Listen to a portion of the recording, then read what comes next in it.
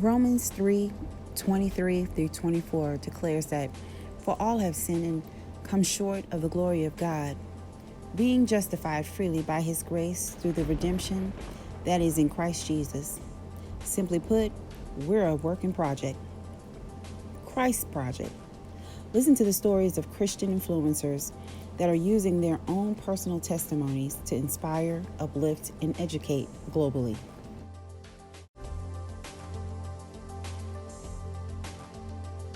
Wow.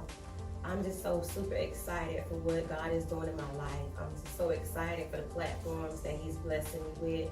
I just want you all to just my story, but I'm here now in the studio to record about my life and just to help someone who's going through, male or female, just to let you guys know that if God brought me through, he'll bring you through too. And I just want you all to just follow me on my Facebook page, Sheena Pettigrew, and you all, I want you all to follow me also on Church Girls. I do Church Girls every second Wednesday of every month, Facebook Live at 7 o'clock p.m. on Facebook.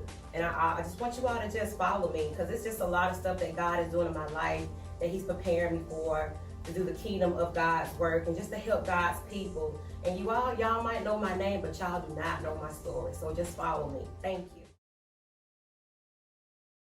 Hi.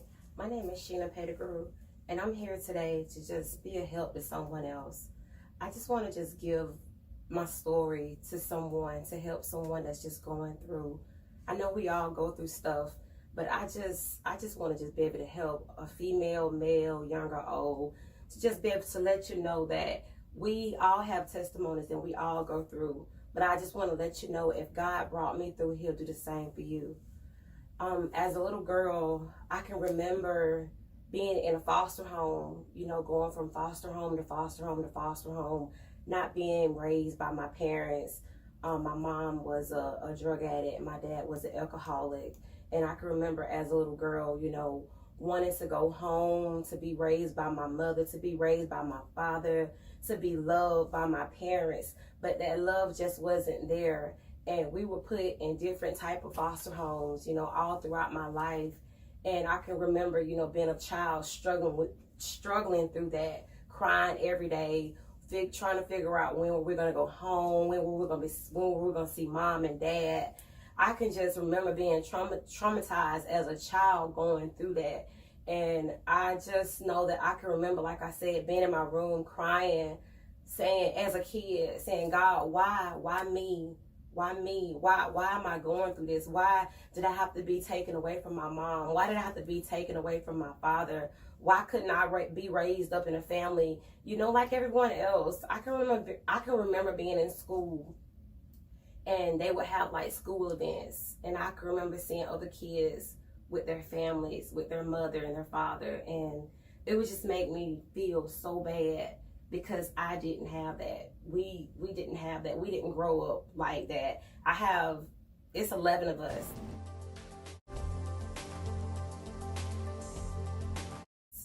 I have 10 siblings, I make number 11, and just not being able to even grow up with my siblings was a struggle. Not knowing where they were at, not knowing where they being taken care of, not knowing where they being mistreated was just a struggle as a child, just going through all of that, thinking about my mom, my parents every day, thinking about my siblings every day. It was just a struggle for me. And also being in school, I can remember being bullied all the time. I was always, called that girl, that foster child. You don't have your parents, you don't have a father, you don't have a mother. I can remember going through that. And also, being picked on, bullied. I was always called ugly. I was always called big nose. I mean, every name you can think of, I was called that in school. I got bullied my whole life. From the time I started school up into high school, I can remember all of that, going through that as a child. And also, I can remember being in school as well and, just looking for love. Looking for that love, looking for somebody to love me, looking for somebody to just tell me I was beautiful. And I can remember, talking to this guy, and he told me everything that I wanted to hear. Even though at the time I didn't know he was just saying that, just to just to get with me. But you know, I believed him because that was something that I really, really wanted to hear. And I ended up being a teen mother. I got pregnant at the age of 17. I had a baby at the age of 17, and like I said, that was a struggle as well. You know, not being raised by my parents, being bullied in school, and now being a teen mother. And I can remember going through school, getting picked on about that. You're pregnant at 7, where I just quit school.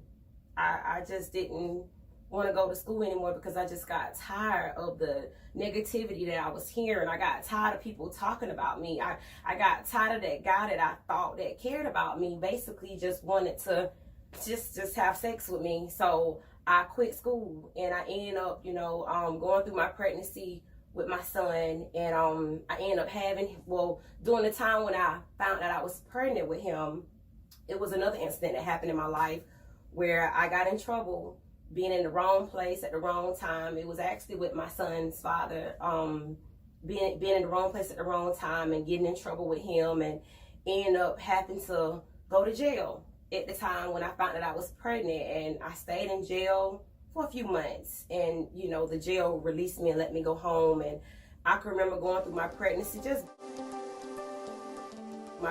just being stressed because they told me that once I had my son, I would have to go turn myself in. So I can remember after I had my son, I turned myself in when my son was six weeks old, and I had to go do 6 months in a boot camp detention center, being away from my young son when he was 6 weeks old.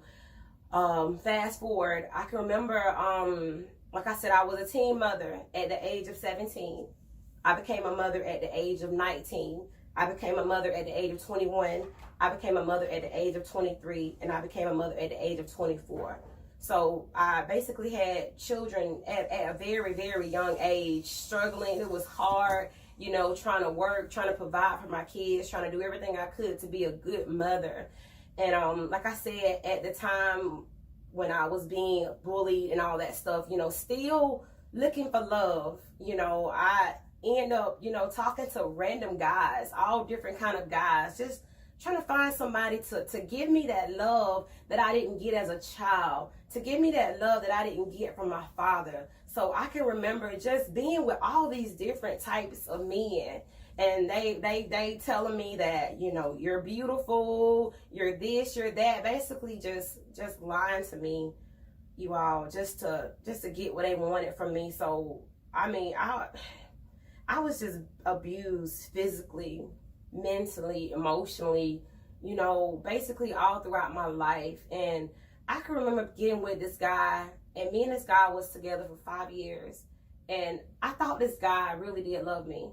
I really thought he did, you know, until he put his hands on me. He put his hands on me one time, and the abuse just got worse and worse and worse and worse. And I had to go through that for 5 years just because I had low self-esteem, because I just wanted someone to care about me. I just wanted someone to love me. So I allowed myself to just go through an abusive relationship just to be with someone, because I never thought I would ever be in a relationship, because I always thought that I was just this ugly girl, this girl that wasn't going to amount to anything, because as a child I was told that you're nobody. You're going to be just like your mother. You're going to be just like your father. You're not going to amount to nothing. You're just going to lay on your back at all times. So that's what I believed, and that's what I did. So, I mean, and just to fast forward a little more, going through my life, going through all of these things, having all these thoughts in my mind, believing what people said about me, I started getting into a lot of trouble, going in and out of jail, doing all kind of stuff that you could think of. I mean, anything that you could think of, I was doing it. I can remember being on this website, you all, and just trying to find trying to find somebody to love me, y'all. And I can remember being on this website as a young girl. I think I was like 18, being on this website looking for guys to just talk to me. And I can remember talking to this guy, And he was like, I really want to meet you. I really want to see you. And me being young and dumb, I met him. I met up with the guy and did not know, you all, that I would meet the guy. I would get in the car with the guy, and I didn't know that the guy would kidnap me. So me and my son, we got in the car with the guy, and the guy took me somewhere in Atlanta that I didn't even know where I was at, y'all. He took me to his home, and he ended up keeping me there with him for a few months.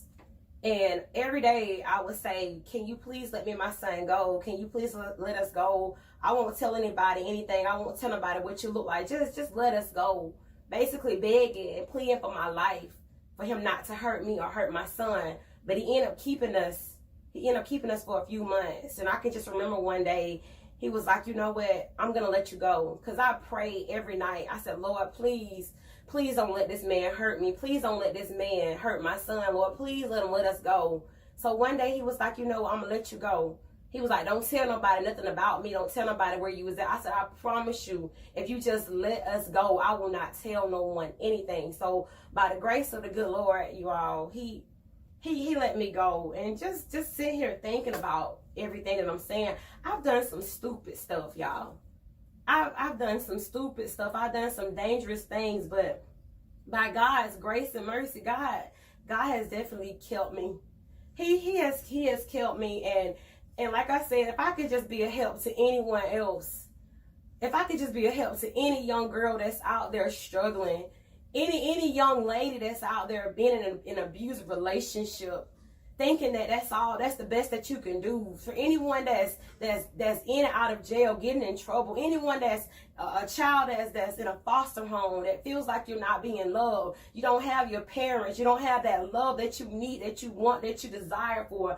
I just want to be a help to someone else. I just want to let you know that if God brought me through, he can do the same thing for you all. Y'all, I can remember going through so much to where I just got tired of living. I got tired of my life. I got tired of going through. Every time I looked around, when nothing good coming out, when nothing, I just got tired to the point to where I said, you know what, I'm done. I don't want to live anymore. So I can remember taking a bottle of pills and turning them up to my mouth. And I was getting ready to swallow the pills, you all. And God's grace is so sufficient. God sent my children. At the time I had 5 children. God sent my children to my door, and my kids knocked on my door. And my kids was like, Mommy, what are you doing in that bathroom? Why are you in that bathroom so long, Mommy? What are you doing? What are you doing? What are you doing? I was getting ready to end my life. I was getting ready to, I got tired. I threw in the towel. I was tired of living. I was tired of everything that I had been through. The enemy just tried to take over my mindset. The enemy kept telling me, you don't have nobody. Nobody don't care about you. Nobody don't love you. Just go on and end it all. And I was gonna do it. I attempted to do it. But my children, God sent my children to my door and stopped me. My kids stopped me. I was gonna take an overdose that day to kill myself. And to fast forward, some more incidents happened after that to where I got tired, y'all. And I tried to cut my wrist. You all can see. I tried to cut my wrist. I tried to end my life. The enemy wanted me to kill myself, to end my life. I just got tired of it. I was losing my mind. But God just graced me, y'all. God kept me. I'm not even supposed to be here. I can remember being 21 years old. I got prophesied to. And a lady told me, she said, God told me to tell you that if you don't stop living your life the way you live in your life, you're going to be dead at the age of 21. So you all are looking at a living testimony. I'm a living testimony. I'm a living witness to tell everyone that what you're going through right now, it's just a test.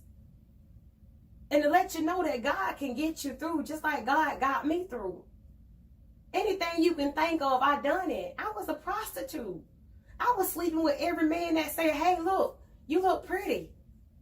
I slept with them because I just wanted somebody to tell me something nice. I wanted to hear something positive. I wanted to hear something. You're pretty, you're beautiful. I wanted to hear it. But I can remember, y'all, the last time I did it, I heard God's voice so clear. And God told me, he said, Sheena, if you lay down with that man, you won't get up. He said, you will not get up. You talking about somebody that put their clothes on so fast and ran. I ran for my life. Do y'all hear me? I've done it all. Y'all might know my name, but you do not know my story. You're looking at a woman that was scorned. If you look at me, I have 32 tattoos on my body. The 32 tattoos represent pain and suffering that I went through. A lot of people have addictions. They drink, they smoke, they pop pills, but my addiction was tattoos to hide the pain and the hurt that I was going through. Back then, when I was going through all of that, I didn't know who God was. I thought I did, but I didn't know. But it took me to go through all of that to stand right here today, to let you all know that you are looking at a witness, a person that has went through the storm, that has went through the rain, and that has came through. I'm not gonna sit here and lie and say I don't go through stuff every day, because I do. But I know that God is gonna allow me to get through that and go through that. God is on the other side. He's going to get me through. I know that. I know who God is now. I trust God. I believe in God. I love God. There's nothing that I will not do for God. And that's the reason why I'm sitting here today, because I know that everything I went through is for me to be able to tell someone else, to help someone else get through, to let you know that if God brought me through, he'll do the same for you. So just know that there's nothing too hard for God. Know that there's nothing that God cannot do. Know that God will never leave you nor forsake you. God will not put no more on you than you can bear. Know that. And just don't give up. Don't give up. Just keep believing. Keep trusting in him. I know it's hard for right now, for whoever going through. I know it's hard. It was hard for me. But I kept praying, talking to God. Even when I didn't know who God was, God still kept me. God still protected me. God was still blessing me. And like I said, I've done everything in the book. Anything you can name, I did it. I'm not ashamed of what I went through. I'm not ashamed. That's why we have to repent daily. You have to ask God for forgiveness daily, because you never know if you're sinning or not. So just trust and believe in the process, and know that what you're going through right now, it's going to be a testimony for someone later on down the road to help them get through. And just know that God will never leave your side, no matter what. No matter how much no matter how bad, whatever you do in this world, God will never leave you. He will never forsake you. You looking at somebody right now that's not supposed to be here. I'm supposed to be right now sleeping in my grave dead. I had a bad car accident. Hydroplane hit a tree. The paramedics told me that if my car would have went down in that ditch, it would have probably took them a few days to find me. I can write a book, y'all, about all the stuff that I done been through, all the stuff that I done. But God has greater for me. I see that now. God has greater things for me. And God has greater things for you. And just know that there's nothing too hard for God. And just know that even though you're going through a storm right now, just know that God is in that storm with you. And he's going to get you through. I love you all. And thank you all so much for tuning in and watching me. And I pray that what I said on today can be a blessing to someone else, to let you know to not give up, and to let you know to keep striving and keep believing and keep trusting in God and never lose faith. I love you all so much. Y'all be blessed. Thank you. Sheena Pettigrew's project is inspiring, awesome, and inspirational. Today, Sheena Pettigrew is running a new ministry called God's Grace. Take a look. Hey, Facebook Live, how y'all doing out there today? I'm still here doing the free clothing giveaway. If you guys want to stop by, the address is 117